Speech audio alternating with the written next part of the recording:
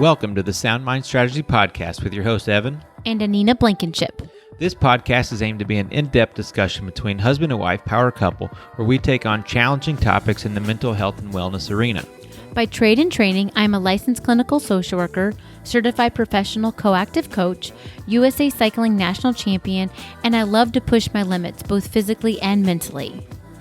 As for me, I am currently in a master's program for sport and performance psychology, where I'm also on track to become a certified mental performance consultant. I've also been coaching athletes for the last 5 years, helping them reach their truest potential. We're both very passionate about athletic performance, mental skills training, spirituality, and we love to take a holistic approach to helping people find harmony in their mind, body, and spirit. We believe that there's greatness inside of everyone. Our mission and the mission of this podcast is to help you unlock and operate within yours.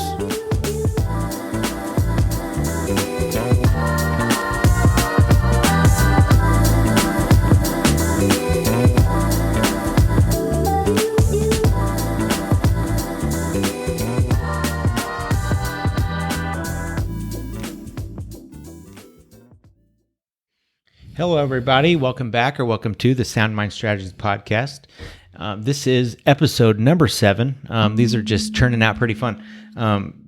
It's just time's flying, right? Yes. It just seems like we were just getting started. I know it's still under 10, but we're putting them out, and I feel pretty good. Chucking we're right along. Yeah. getting more and more comfortable.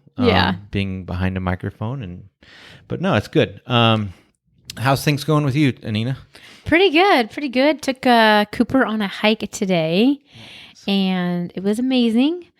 But the downside is ticks. We've been getting so much rain, and obviously it's just that time of year, but too, it's just all the extra rain and water everywhere. But yeah, I've never seen those little boogers up so close. I was like, oh, I'm sorry these are on you, Cooper. Well, we got him all taken care of, and had a good time. Yeah, weather's been this weekend's been pretty nice. So it was nice to get out and get on the bike and ride with some of the guys today, and it's been fun. Yeah, weather's been good, and it's nice to kind of be in a routine. But yes. Speaking of routines, that when things change and you kind of have a nice long routine and you're set in your ways, and then sometimes it's planned and sometimes it's not, but when life changes, right? Mm-hmm. So really the big topic for today is going to be transitions, right? Big life transitions. So for me, just some of the things we all go through that. Like if we were to write a book of our life, there's paragraph changes and transitions, and then there's big chapter changes and transitions. Some are foundational to the next one. Some are very supplemental, and then some are very distinct, hard sometimes, right? Yes. Sometimes they're wanted and needed, and sometimes they're forced on you. So that's kind of going to be the basis of what we talk about today. You got anything you kind of really want to lead off with? I don't think so. I'm just excited to talk about this transition today because I think we all go through them a lot of times in our lives, whether we are fully aware of them or not, but sometimes they're big moments in our lives and sometimes they're small. But I think just taking a moment and really pondering on, what could I have learned from that experience? What did I learn? What could I improve? Just really taking some time to do some inventory, I think, can be really helpful as we go from kind of chapter to chapter in our lives. Yeah, no, that's great. And like you said, sometimes there's a lot more transitions than kind of what we realize. If we do stop and do that inventory, like you're saying, and look back at all those transitional phases and moments, we start to see sometimes we brought things with us into the next one. Right. Sometimes the hard part is we're leaving something that we cannot bring into the next chapter.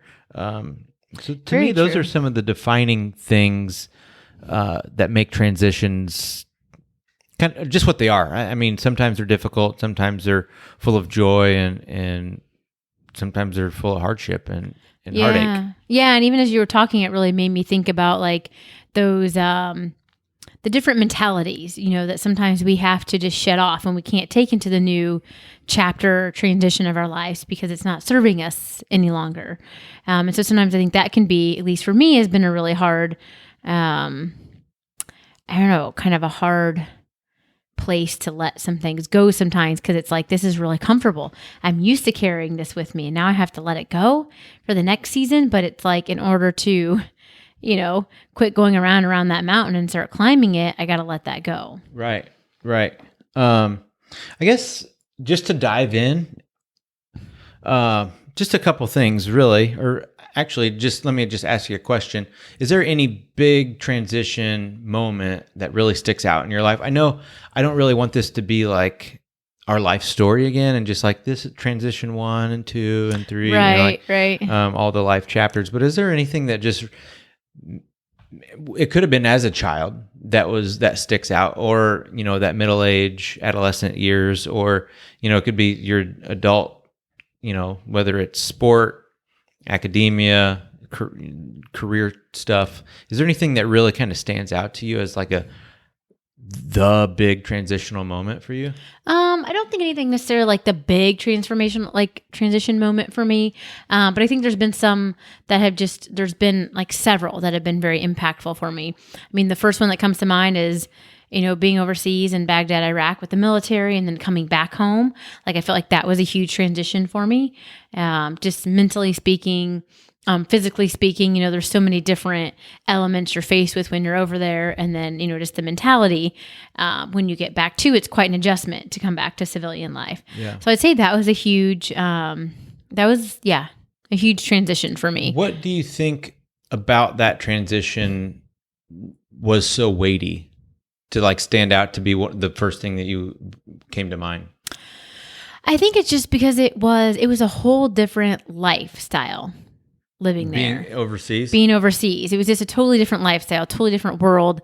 And it was just something you got really accustomed to, which when I think back, it's like, how do you get used to that? But, you get used to like the mortar attacks and the different people dying around you that And so that some of that stuff, you almost become kind of just numb to it in a way. And it's just kind of, this is life and this is the way it is.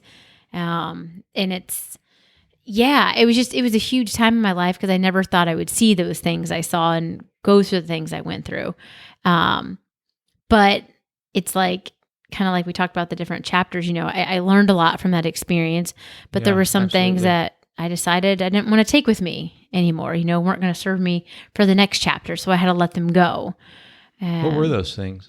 Some of it was mindset of just like a lot of timidness, I think, of like coming back home, of just, I don't know, feeling kind of timid, having to like reintegrate back to civilian life. No, yes. That's hard. And I don't want to push you to open up anything that you're not ready to talk about. Like, I know there's a lot of that stuff that you don't talk about even with me, and that's completely fine. Like, that's service overseas, military, wartime scenarios are difficult. I also served. I think, most of the listeners would know that, but like, I don't think the time I had overseas was, it was no cakewalk by any means, but I don't think that we saw the lows as you did. But we saw some things, and we were in some stuff, like, wasn't always fun. But I agree with you that was a very hard transition to come back to civilian life. And I think for me, it was like, I made normal life was high alert, right? Mm-hmm. Like, be ready for death, be ready for fight, be ready to defend your life, your friend's life, right? Right. And then to come back, and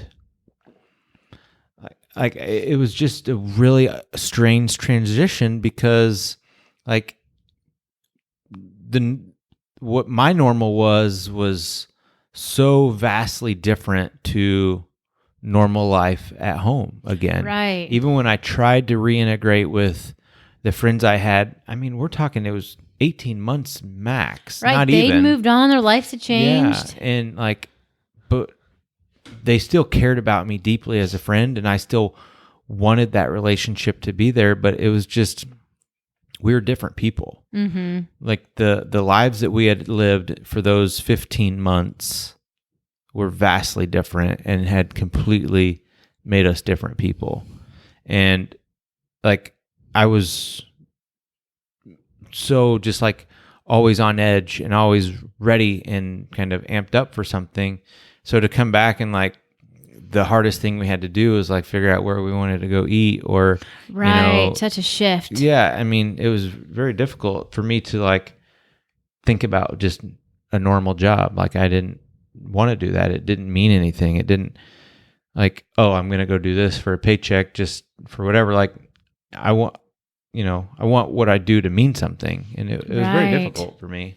Would you say like, 'cause I know like that timidness kind of came back for me in a way, is that like, I didn't know how I was going to reintegrate, with the rest of the world. And like, would I be like, I don't know, like would some of my behaviors that I had picked up from there, would they transfer back over here and maybe come out like in an aggressive way, or like, I just kind of did some of that kind of happen for you too? Yeah, some. I think it was just, it's really hard to put a finger on exactly what it was, but I think some of that was there, just some of that timidness of like integrating back into just normal life. Like, I didn't feel like I was going to be accepted. Like, yes. I was just so different now because of just what I had gone through and experienced and done. It was just a hard transition to come back, and then like, to find my place in normal American life was strange. I mean, everyone was amazingly and very kind and welcoming. Yes. It's just, we had different thoughts on just life in general. Yeah, just kind of in our own head sometimes. And it's just, it was one of those things. It's like, okay, I got to let this go. I got to just approach life with new zeal and with a new mindset of just like kind of a blank slate of not having any preconceived notions about what could be or what isn't. Just kind of come at life from a different angle, I guess. Oh yeah, totally. So that was a really good example of transition that was kind of like forced on us, right? Granted, we signed up on our own free will, right, and went and served.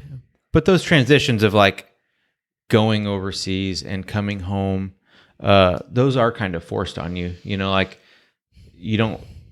I think a lot of the stuff is kind of taken for granted. Even for me, like you just don't. You don't know what you don't know. Right. So like, I didn't expect there to be that big shift and that big change, and even just like some of the friends I'm talking about, like I had known since kindergarten. Like we had just come up together since 5 years old, and here we are just having a hard time just finding commonalities again. Like we both really wanted to be friends. It was just like, man, we're just so different now. Yeah, it was just a space between us now that wasn't ever there. Yes.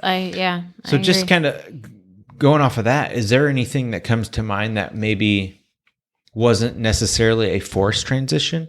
Something that was maybe that you had to come to the actual decision to do, to transition or change directions, or however you want to spin that? Yeah, I mean, I would say more recently, like what comes to mind for me is just deciding like not to race as much anymore on my bike. Yeah. It's just kind of, it was something what we've done together for like the last 10 years? Yeah, plus, yeah. 10 plus, years. And it's been a big part of our life of what we've done and being on different teams and just really enjoying that piece of it. But it was kind of like, I came to came to a new spot where I'm just like, I really want to focus on some different things in my life. But it took me a while to get there because my mindset was, I don't want to let people down. People are going to be upset with me, or, what if I'm really just giving up on something because of, I don't know, just fears and like the list went on and on and on. And it was really hard to quiet those voices a lot of times. But I finally just came to like a peace of just understanding that, I'm on a new path to a new destination and it's okay. And sometimes our priorities shift a little bit in what's important to us. What were some of the factors when you made that decision? Like, one, for you to become aware of it, that like something was changing. And then two, like what were some of the factors that actually led you to make that decision? Yeah. So like what led me, like what was your first question? Yeah. So what were some of the factors that led to the awareness that like the relationship with you and cycling were changing? Yeah. And then to actually make the decision to not so race? What I was starting to be aware of is that it was just like I didn't have the excitement or the zeal anymore to get out and ride my bike and race. I was just kind of more like a chore, and it felt like a second job. And I was like, this is just not like, I'm not excited about this anymore. Like, why am I pushing myself and making myself do this if it's not something that I'm not truly passionate about? Like, this is something I should enjoy doing, not feel like I just got off from my 8 to 5 job and now have to go do this, so to speak. Yeah. So I think that's when I started to notice I was kind of just getting burnt out and just really not wanting to do it, but was just kind of like clawing my way to get on the bike. And I was like, I guess I'll do it. And I just started thinking like, this should not be the case. Like, I think you need to reset, recharge. You need to do something different right now because this is just not, just not where you seem to be like. Not where your heart is? Yeah, like not where my heart was at the time. Yeah. And so. Do you feel like some of that was overtraining or just too many irons in the fire? Like, if you pursued that full time, would it have been the same thing, or was it just time? Like its chapter was coming to a close? Man, I kind of feel like it was a chapter, like time for that chapter to close, that I'd worked on a lot of things. I learned a lot of things about myself, and that it was time to kind of close that chapter, but not, I guess, all the way. Like, I feel like it's like peeking open just a little bit because it's like, you can still come back to that, Anina. And I think I'm kind of I struggle with a lot of times with that all or nothing thinking, like it's either this way or that way. Like there's no gray. Totally. I completely agree with that. Yeah. So it's like either you're done or you're not. And it's like, no, why can't you still do it, but just a different level? Like, so I had to really back up a little bit and be like, hold the horses. Like, why does that have to be so like definitive this way or that way? And so I think I've learned through that too, that like when I do give myself that space to realize it doesn't have to be this or that, it can be a combination, that really helped alleviate a lot of things for me. And I think too, like I have a lot of interests, like sometimes I'll just like, I want to go take an art class, or I want to go take a ceramics class, or I just saw this one for basket weaving that looked cool. So I like basket weaving. I know, I just saw it today in email and I'm like, that would be kind of cool. So I feel like I like to diversify a lot and not feel like I'm narrow, like, I don't know, pigeonholed into one thing. Like it really makes me feel like I lose, I don't know, my creativity as a person and what I like to experience. Yeah, I do remember like even down like the diversity of things that like I'm completely okay with like doing like when we would head out on some training rides or just a weekend ride, like I'm completely okay with doing the same route right, over and I knew over you were and gonna over. say this. Yeah. But you're like, can we please do something different? I need different scenery. Or even just one road over. I don't care. Like, yeah, and you're always so good about planning new routes, so I could be like, ooh, this is kind of exciting again. No, and I get that. I totally get that. I think just to add one more thing, and then maybe I can give an example of some of the transitions or big ones that I've experienced. I want to ask one thing about the cycling. And you kind of like laying down the idea of racing. You didn't pursue it, like you worked full time. I think early on you kind of had this decision of like, how hard do I want to pursue this? I'm working, not working. And there was some like timidness of what you felt was your ability level versus what everyone else saw as your ability level. But as the years progressed and you became more and more, solidified in your career, and now you've won a national championship with the Masters TT. But I definitely think there was more out there for you. And if you're still young, you're still super healthy and super fit, like, are there any regrets to that? Like, do you feel any regrets, or that there would be any regrets for you to like hang up the race wheels?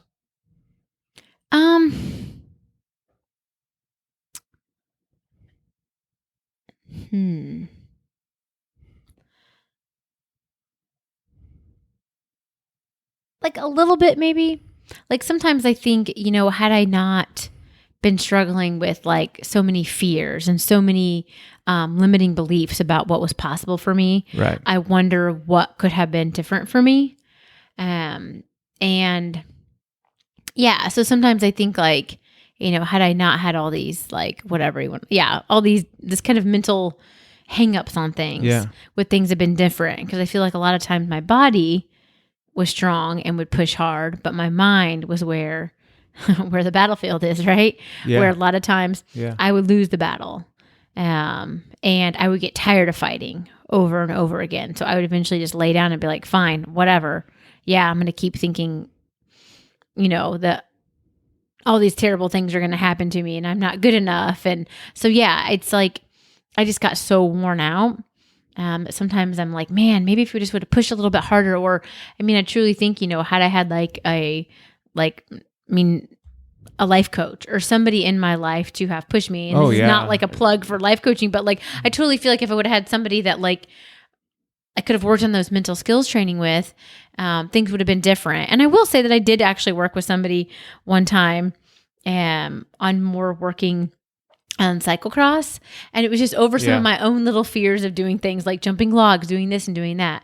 And that like really helped me. That was huge. Yeah. It was like, you had some of your best events mentally.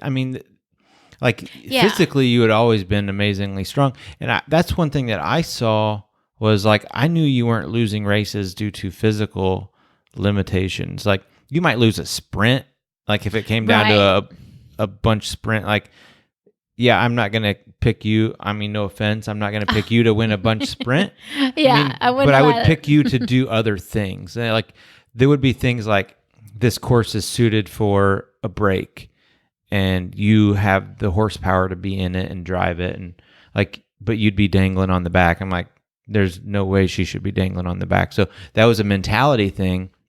So a lot of times you would beat yourself just through thinking. Yeah. And you came up with a lot of women that were just ridiculously strong and have done very, very well and kept going. Yes. And they were no stronger than you physically. I think they just saw themselves differently as an athlete than you. Yeah, and I think so too. And I think maybe some of it, and then sometimes I chalk it up to, did I just not have enough heart for it?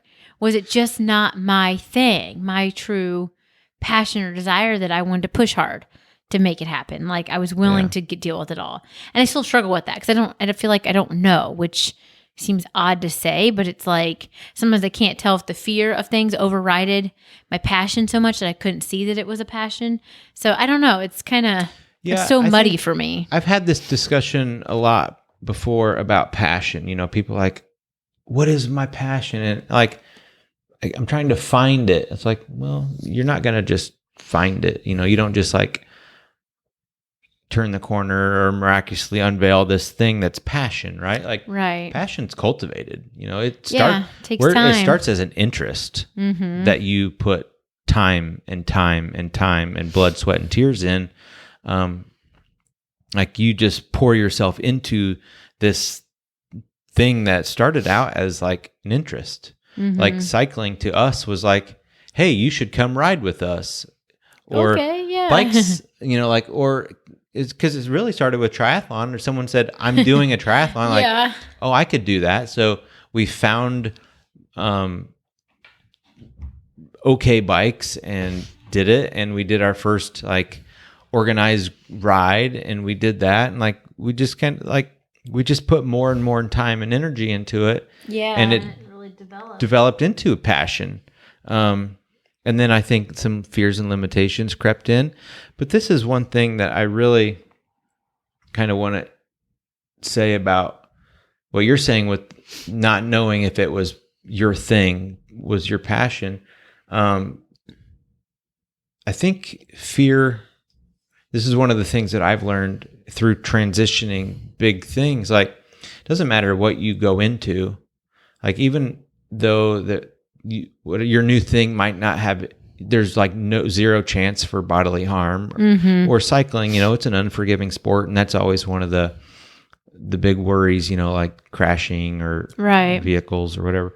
But like, if you go to public speaking, your new thing involves that, like your fear will follow you. Yes. It's a fear of failure and inadequacy, Very so true. if you have fear, it's going to follow you into the new thing, and it'll manifest in some way. Like, a lot of times it's just like, I don't have the right skills to figure it out, even though they do, or I don't have the confidence and the skills and the bike handling to descend this wet descent, but they do. Right. Or it's like, I don't have the skills to deliver the speech properly, and so fear will follow, I think. Yeah, that's a really good reminder, because I've noticed that even as I've gone on this new endeavor of doing coaching and just getting out more, starting our business, it's like some of those same fears are coming knocking on my door again. And it's like, just not being good enough is kind of what it is, right? Exactly. You don't see yourself as skilled and talented as the rest of us do, or as you really are.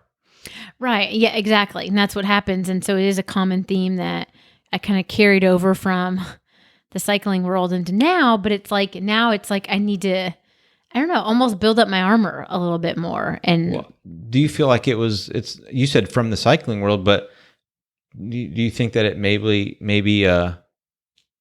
came about from way beyond that? Yeah, I do actually. I do think it did, and I think it just really reared its head.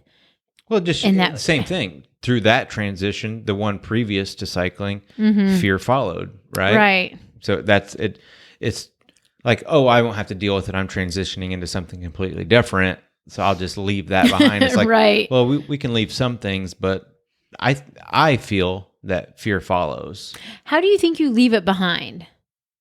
Like, I don't think you will leave fear. I think fear is something you're going to deal with. It's always going to be knocking there, but it's kind of how you... I think you have to face it. I think you have to take it head on. I think avoidance is kind of what we're thinking about. If I just avoid it... it'll all go away. Go to the new thing, try something else, or, like manage, because I think all we do is manage in that scenario like you're talking about. You just managed it. Right. You start to deal with it, you get kind of built up, then it whacks you one good time, and then you get, and then transition comes, and it's just like, oh, it's not my passion. It's like, well, I think if you put the real time in and deal with it, and this is for me too, and anyone that deals with fear or I think it's just a self-worth issue, self-image, confidence, all of it doesn't have to be labeled as fear. There's a lot of that goes into it. So through fear, I think it's going to be,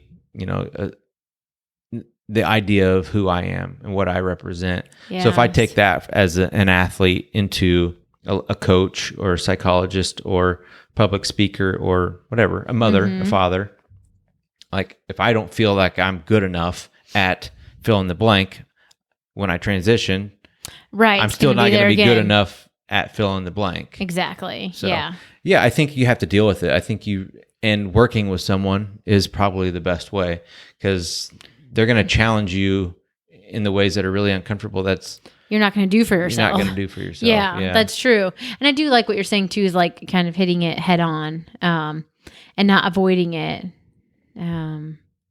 But yeah, I think I do feel like it's something that it's kind of like that new level, new devil, like we hear, you get past that and then something else comes, That's and so it's true. just, yeah.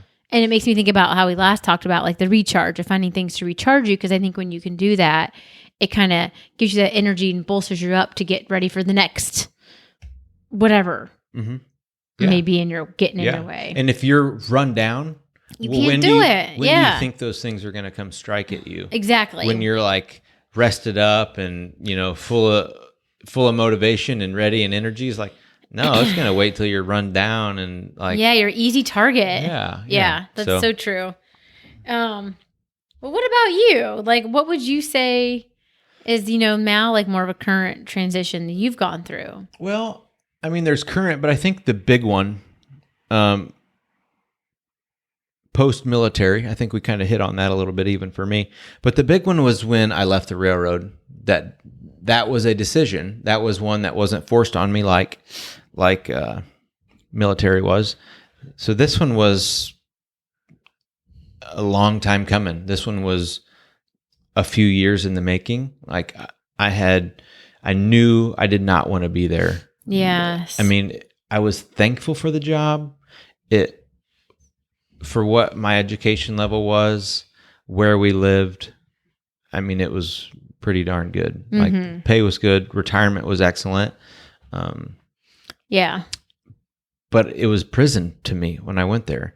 There was some great guys and women that I worked alongside, but I didn't want to be doing this when I was 50, 60 years old. I was like, I cannot do that. I care about myself and my body too much. I care about my family too much.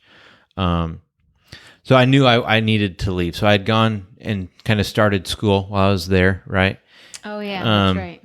And then it was kind of, I had exhausted a lot of it, and it was just like, now you got to go to full time. Now I have to go, and I can't do both. Like night classes weren't really an option. So we needed to do something. And so I complained for a couple of years at you about it. Yeah. And you finally, come on, do something. You finally let me know your position was like that you supported me 100%. And it was like, but I'm done listening. Like, do it or quit talking about it, suck it up, and this is it. Right. I support either one. So to me, that was really big. But so that moment when I decided I'm done here and I'm going to pursue school full time, that was a hard transition. I was in it was just a really weird new place of like, we're moving cities. Quitting a job. Quitting a job I've been doing and now I'm making zero money to a much more expensive area. And so, that was really, really hard. And same thing, I was, I was afraid that I was going to fail at school. I didn't feel that I would fail at school, but I was afraid that I wouldn't be able to do anything with it. Like, I was afraid that, great, good job, but now you can't get a job. And now look at all the money you should have been making, and then also, so that was a hard one for me. So what would you say like you learned about yourself from taking that jump and making that life change? I think that I'm adaptable. I think that was one of the things, like, and I knew that, like, the military had taught me that, but to me that was different. Like, I could always separate the two because I was adaptable, but I think even the unpredictable, and this might sound really weird, even though the unpredictable stuff from the military was still kind of predictable. You know what I mean? You knew it'd only be so many things, and you kind of, and you're always ready. But in this scenario, real life, like, I didn't know what else, like, there's so many things that could have happened. And so it taught you that you were like adaptable, that you could make the changes. Like, what else? Anything else that sticks out to you that you kind of gleaned from the transition? Yeah, it did. Like, I really like to just I learned that I like to just focus on one thing at a time.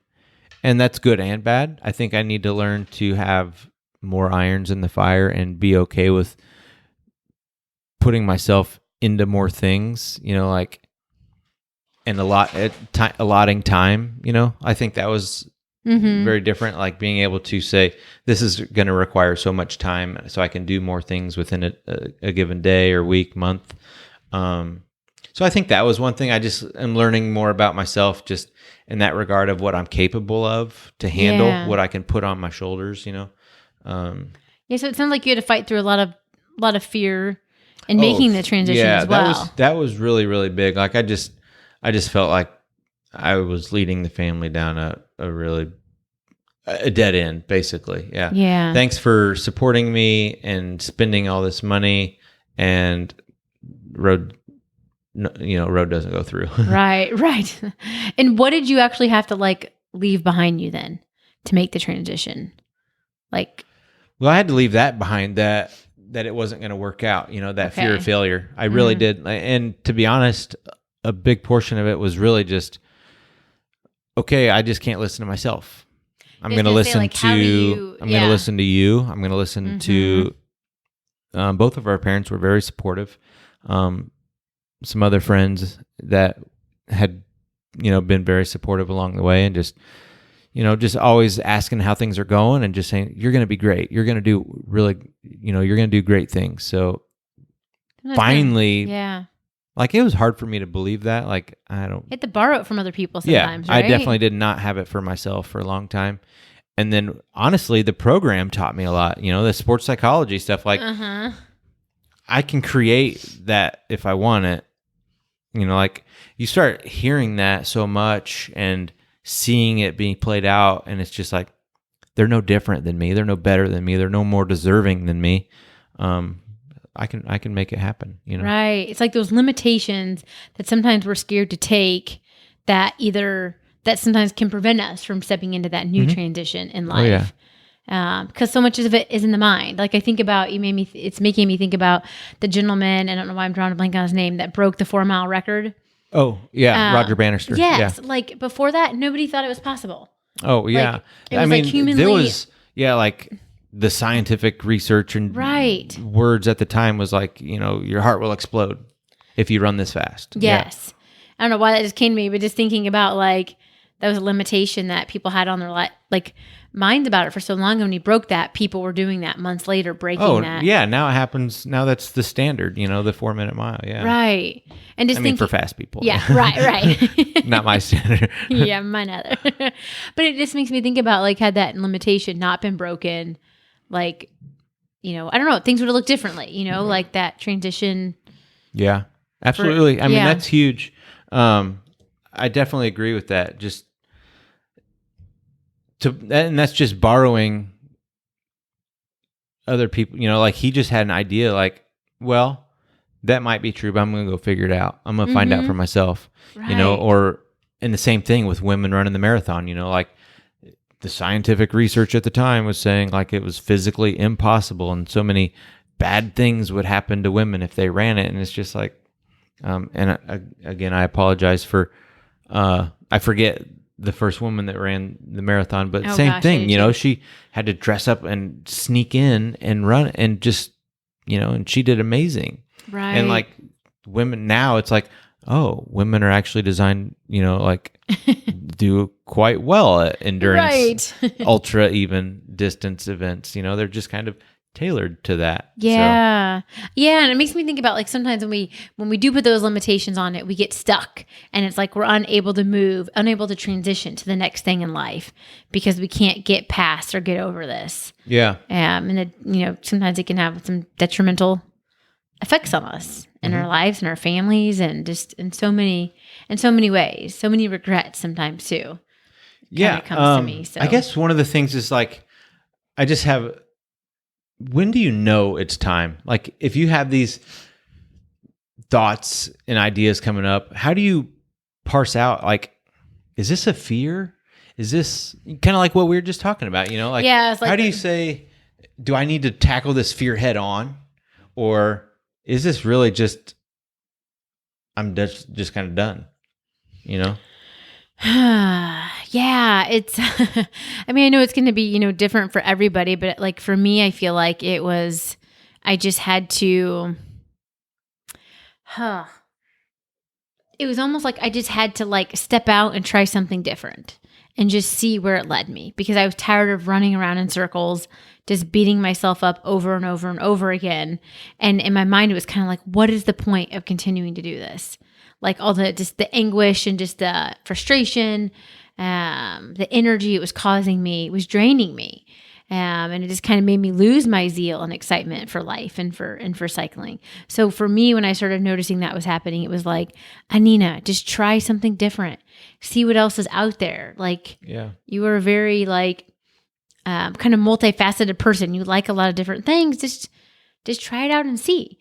And that's kind of where I'm at right now. So I feel like I haven't like arrived or really like know what the answer for me is yet. But it's like I've given myself the grace to just step out and do different things. And if it's like, if I start to get pulled back to wanting to race again, then that's fine. Yeah. That's really good. So to me, that you answered the question, because I think the really big question is, when is it time? I think a follow-up question to that would to ask yourself, or if you're working with a coach or if I was working with a client that was kind of going through that, would be, are you running from something or running to something? Right. Yes. And you're not necessarily running from or to, but yours is definitely like running to the idea of like letting yourself explore new things. Right. Yes. Like I'm not, so, and that's fine. I think all those answers are fine as long as we're not running away from something. Yes. Because I think that is going to haunt you, and that's where regrets come from, is when you're running away instead of like running into something else and embracing something else, or you running towards the idea of exploration. And I've devoted so much time and energy into this. Like, I just want to see what else I can do. Like, there's so much out there. Maybe I want to travel. Maybe I want to get into, what would you say, basket weaving? Anything, like, basket weaving. Hiking, and like, you're always going to be physically fit and active. I mean, that's just down to your core. Yes. But it'll come in different ways, So yeah, I totally agree. That's really cool. Yeah, I totally agree. And it like makes me think, I've heard it before, like, are you going through it or growing through it, Yeah. And just like, it makes me think, like, I really feel like right now I'm growing through this whole process of just like what I'm learning about myself, and my ability to like get out of that all or nothing thinking, and it's all this way or all that way, but it's like kind of like blending things to like make it fit for me and what I need. And I think too, what's helped me is like drowning out all the voices of what everybody else says I should do. And it's like, I had to sit down and be with myself and get down to, Anina, what do you really want? And when I would do that, it was a challenge. Like, it would be like, well, I mean, so-and-so thinks I should do this. It's like, no, what does Anina want? Yeah. And I think that it was really hard, because I swear I had like a million different thoughts going on in my head. And it's just like, I just keep calming it down and just writing down on a piece of paper, like what I want, Are they just interests at this point? Of the things I'm wanting to do? The thing, you said you were writing stuff down. Like, have you answered that question? Like, where are you at with that? Like, are they interests that you're writing down? Are they like actual endeavors that you want to pursue, or what's that look like? Yeah, for me, it's just like interests. It's just like interests of different things. And I'm kind of like, ooh, this sounds kind of fun. Like, I would love to learn how to dance, because I have, I don't know how to dance. And I'm like, I want to learn how to do like the dancing where you can like dance, not like the waltzing is a dance. No offense, but like, I don't know, like, cut a rug. Cut a rug. Yeah, that's funny. And it's like, I really want to learn how to do that, and basket weaving, and anything. I want to learn. Yeah. So you really haven't, like, have you even made a short list? Right now I think what I want to, I guess, since we're talking about something that's just so physically demanding from cycling, like, are you looking to replace it with something, maybe not the same amount of time investment, but like, what's the new physical venture look like? What's the new athletic adventure look like? Like right now, it's like a mix of things. It's like riding my bike sometimes. Sometimes it's going to a yoga class, or like a boot camp class, or a kettle booty class. So it's just, right now, it's just just finding new ways to appreciate and move my body. And that's just coming through a lot of different like classes I'm trying at one of the gyms I go to here. So just challenging yourself in new ways. Yeah, exactly. Challenging myself in new ways. Like, in the one classes I was using this pound of weights and now I've been going up. So it's just like helping myself just grow. So right now, just experience a lot of things. Exactly. It's like I'm experiencing a lot of different things and it's keeping it fun. And eventually, hopefully, there'll be enough interest in maybe one or two things where you would. Do you think it would cultivate and build a passion or a new passion? I don't know. Maybe. Maybe not at this point. Maybe not at this point. I don't think you need to dive into it and like immediately go there. I think letting it grow organically is probably the best way. Yeah, I think so right now. It's just kind of having fun and just exploring what's out there. Because it's like I've been so focused on the bike for so long that it's just been kind of fun to try like a bunch of different things out. Yeah. Yeah. Well, I will say this. I mean, that you were such a talented cyclist that like, even though you haven't been on the bike near as much, I mean, like at all, like joining me yesterday, like you can still ride, you can still roll. Like, so that's cool. Like to be able to jump in and still carry that residual fitness to like be able to do just fine. Yeah. It was kind of nice to put the smack down. Yeah. Not really, but do you feel like you're going to have to eventually deal with or face some of those limiting beliefs or fears or whatever we were labeled them as from before? Yeah, I totally do. Because I think for me to transition to the next part of my life and the next thing that I know the Lord has set for me, I am going to have to tackle those. Yeah. And it's it's not going to be an easy process because they're very deep rooted, ingrained things that I kind of try to, it's not bothering me right now. So I'm not going to, I can do this. But it's like, it's still there in the background playing. So I am. And I do have a coach that I work with, a life coach. And, we've been working on tackling a lot of things. And I have to just remind myself every day, it's a process, Anina. It's a process that got you here. And it's a process that's going to get you out of it. Yeah. It's not going to happen overnight, which is really frustrating to me because I'm like, I just want it to be gone. But I understand that I'm growing through this process.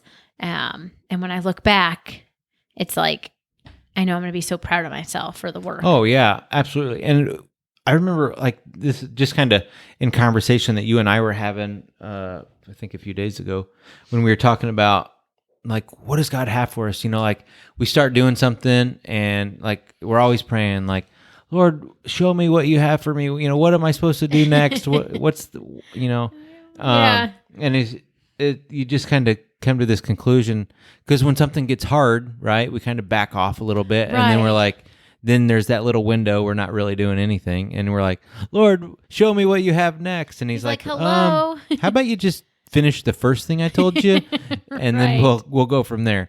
And he's like, yeah, I didn't say it was going to be easy, but I want you to accomplish that because there's something there I need you to learn. Exactly. And so it's not necessarily like taking trips around the mountain. So we're like looking at that. It's like we get to a hard part of going around the mountain, right? And then we start looking around for maybe I need to be going to that mountain. It's like, no, just finish the trip around this one. Out. Right. Yeah. So I think that was just like such an aha moment for me. It was for like, me too. That's why I feel like I'm not getting an answer because he gave me one. Right. And I haven't finished it yet. It's like, okay. That makes a lot of sense. It's just like, don't make my path easier. Just give me some stronger boots. Let me feel that confidence. Let me feel that security that you are with me. Right. You're not going to leave me. And we'll just get this done. Let's just knock it out. Yes. I have my support system. I have my wife. I have my family. But even if they all fail me, he's there, right? Mm-hmm. And that brought me so much just comfort to know. Yes. That was like I said, just such an aha moment for me, just to It was me too. be okay with like doing some hard things. Like, yeah. it's hard. Like this, maybe I'm doing the wrong things. Like, no, it was never promised to be easy, but it was promised to not be too much, that you would be Right. able to handle it. So I know it's like we learned like you got to run your race. Is it run your race instead of watching someone else's pace? yeah, And it yeah. makes me think like sometimes that's like someone else has made a transition and we're like, what? How did they already get that new house or that new car? Or they, their transition looks whatever, but it's like, no, just follow your race that's been set before you and finish it strong. Yeah. So I feel like I'm kind of on the verge of transitioning. I'm still kind of parsing a lot of that out and just learning a lot about myself, asking a lot of open-ended questions to myself, having conversation with you. Am I having those moments of like fear of failure, fear of success, self-image issues, self-confidence issues? Or is it just like, just kind of ready for something new, Yes. So that's cool. It's fun. Like, I think that's the best, like a year or two ago, a few years ago, like this would have brought upon so much anxiety. But now I think it just comes with age, experience, wisdom as we kind of have gone through these things. Just like treat it as excitement, be excited about it. Like, right. learn something new about yourself, learn something new, period. Learn a new skill, a new trade. Because you can go through it two different ways, right? Being excited or being, I have to do this. exactly. It's like, well, which one is going to and feel the best? I think it's just where I'm going is just going to be a slight shift in direction and not necessarily a huge transitional change. It's going to be more just like, just move the needle of the compass just a few degrees, right. but I'm excited. I really am excited. I don't know that I kind of ready to talk about it too much in depth just yet, but like to come. Yeah, very cool. Well, man, thank you. Do you have anything for this? Do you have anything kind of coming up that you want to talk about? I think that kind of is wrapping up. Yeah, I think that's Didn't mean wrapping to that cut you off there. I really don't right now. I mean, nothing too major that's on my mind right now. I mean, there are some things that I guess I shouldn't say nothing too major, but there are some things I'm considering doing that I'm hopefully having an answer of what I am going to decide to do by the next episode. So yeah, I'll just kind of. I kind of have come to a decision on something. This will be fun. I tackled, or attempted. Let me just say, I attempted to set a new fastest known time to ride the Katy Trail in one go.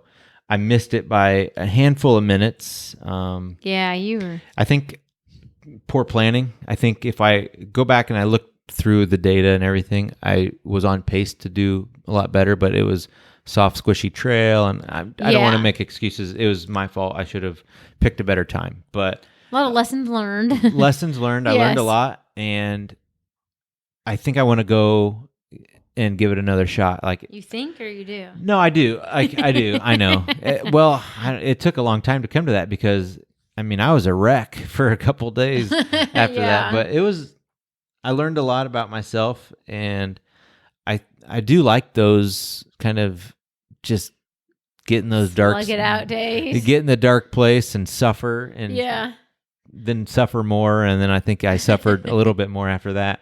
But I think I do. Like, I'm gonna work some things out and make a few calls, but I definitely want to use this as not just a look at me and look what I did. So I think there will be